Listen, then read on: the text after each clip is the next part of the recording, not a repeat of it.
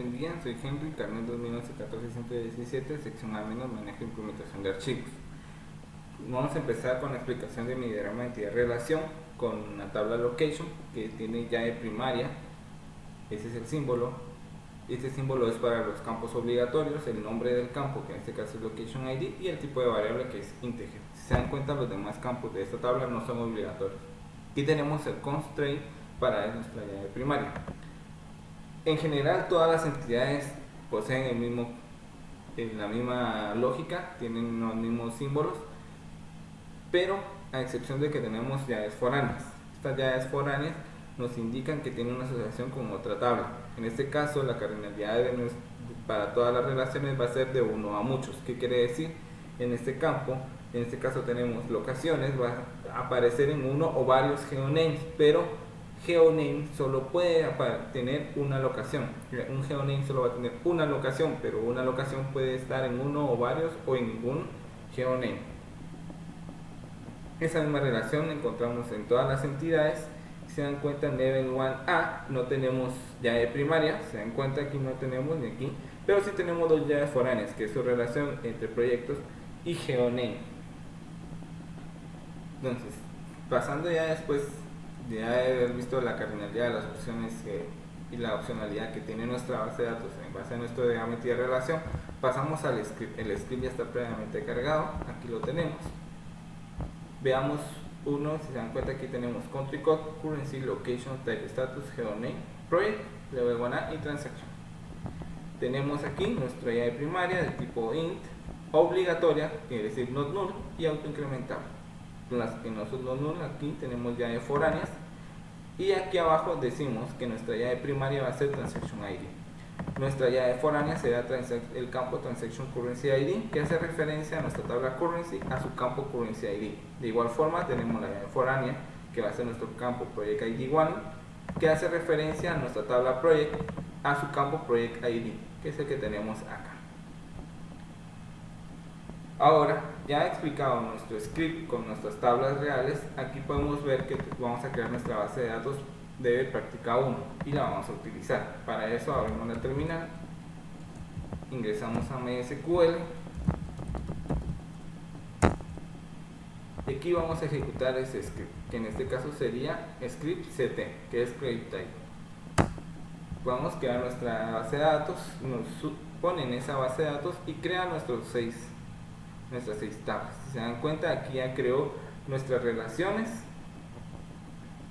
Por ejemplo, country code, que es nuestra llave primaria, que lo tenemos, sus campos name de tipo varchar de 500, y de igual forma currency, location, con su llave primaria, autoincremental, type, status, geoname, y level 1A, que si recordamos no tenía ninguna llave primaria, pero sí solo foráneas. Ahora crearemos nuestras tablas temporales. Para esto nos vamos al script P1. Aquí tenemos todas nuestras tablas temporales, son copia exacta de lo que tenemos en los archivos CSV o TSV. Aquí podemos ver todos nuestros 6 campos y que hacen llamadas a estos scripts. Estos scripts, por ejemplo, tenemos cm geoname, cm country, y vamos a ver uno, por ejemplo, veamos cm transaction. Si se dan cuenta, aquí decimos dónde está la ruta de nuestro archivo CSV o TSV, a qué tabla la voy a insertar, cuál es el delimitador para en este caso sería una coma, y que obvie todos los que están entre comillas dobles, y que cada registro va a estar por un salto de línea. También tenemos que ignore la primera línea, que es donde están los encabezados. El único que difiere un poco de todos estos es cmproject, ya que este tiene dos updates para las fechas que no sean espacios vacíos, y que lo sustituya por una fecha por default, en este caso 1 de enero de 1970. Entonces regresamos a nuestro script P1, que va a ser el insert. Vamos a pasarnos a MySQL y aquí quedan las 6 tablas y aquí le da valor. Se dan cuenta que están nuestras cantidades para cada una de estas tablas, que son cuando hacen llamado a este archivo. Aquí tenemos este 0 y este 792 son los updates que les comenté en la parte del proyecto. Se dan cuenta, por ejemplo, transaction hizo 11.343 y en el caso del proyecto CM Project hizo 5.881. Entonces, ya teniendo nuestras tablas temporales creadas, estas se van a eliminar al momento de que yo salga de mi sesión en MySQL, se eliminan. Entonces, antes de eso, haré los queries que los pasan de temporales a las tablas que había creado al inicio. Se hace en el script insert y ahí va. Vamos a nuestro script insert y vamos a explicarlos. Se dan cuenta, el primero lo que hice fue para la tabla currency, crear solo uno porque es un group by a la tabla transacción en el campo transaction currency. De igual forma, type status, que es 2, que hizo 2 registros, hace lo mismo, un group by con status de la tabla project, de la tabla temporal project.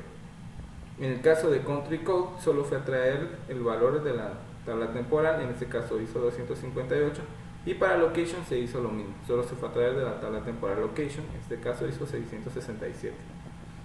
Para geoname se hizo un inner join con la tabla location y la tabla temporal geoname, y se hizo match con los campos location type code y location type name.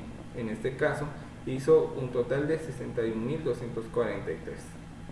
La de project, que es la de 5.194, se hizo con 2 inner joins con type status, country code y la tabla temporal project, y se dan cuenta se hizo para type status con description y para country code recipients y name.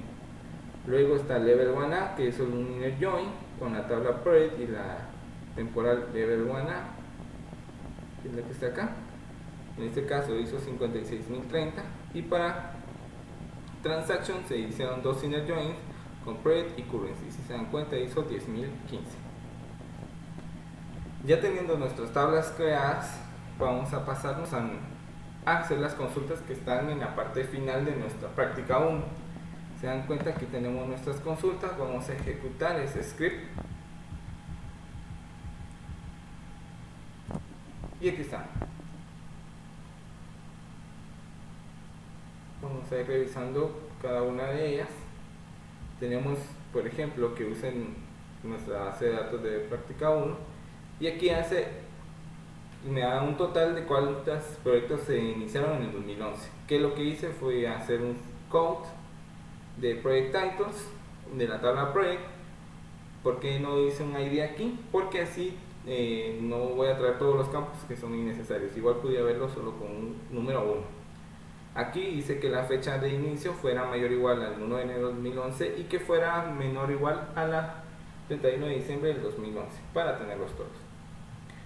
Luego, aquí el proyecto que más tardó, hice un dateDiff de la fecha final a la fecha inicial en la tabla project, y luego hice un where con esa diferencia que fuera mayor a 0 para evitar los que están negativos, y lo ordené del más grande al más pequeño, de la diferencia más grande a la más pequeña. Por eso le puse un alias a esa resta que se llama diferencia, y como solo necesitaba un dato, lo hice con un limit 1.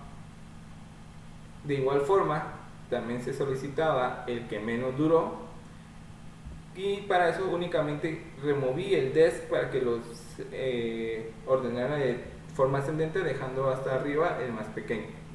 Se dan cuenta que están los dos resultados, uno fue de 5.511 días y el otro fue de 29. Y aquí están los datos que yo necesitaba, Project ID y Project Title. También tenemos los países, los 5 países con más incidencia en este proyecto. Lo que hice fue un subquery aquí, que fue a traer el ID del país, y conté cuántos países hay o cuántos a veces aparecen por proyecto de la tabla proyecto. Solo lo delimité por 5, lo ordené por esa cantidad total de country ID y lo delimité a 5. ¿Para qué? Para poder tener los 5 del más grande al más pequeño, los que poseen más incidencia.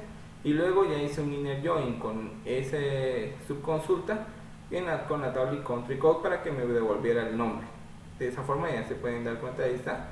Y el siguiente query es lo mismo, solo que a la inversa, únicamente removí el desc para que lo ordene ascendentemente.